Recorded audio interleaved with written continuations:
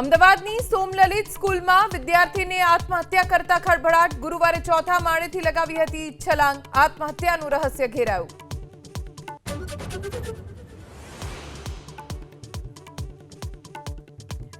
ભાવનગરમાં ગેંગ સક્રિય અને ગેરકાયદે પ્રવૃત્તિઓ ખુલ્લેઆમ ધમધમતી હોવાનો ભાજપ નગરસેવકોનો આરોપ. કરચલિયાપરા વોર્ડના 4 નગરસેવકોએ ગૃહ રાજ્યમંત્રી હર્ષ સંઘવીને લખ્યો પત્ર.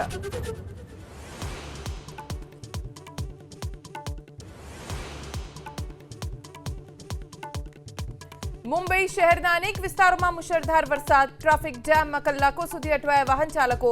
અંધેરી પૂર્વનો સબવે બંધ. લોકલ ટ્રેન સેવા પ્રભાવિત.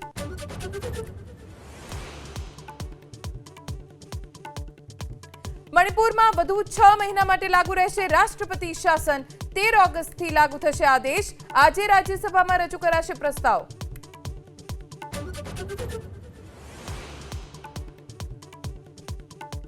પ્રધાનમંત્રી મોદી 2 દિવસના પ્રવાસે પહોંચ્યા માલદીવ. રાષ્ટ્રપતિ મોહમ્મદ મુઇઝ્ઝુએ કર્યું સ્વાગત. ભારત અને માલદીવ વચ્ચે થશે મહત્વના કરાર પર હસ્તાક્ષર.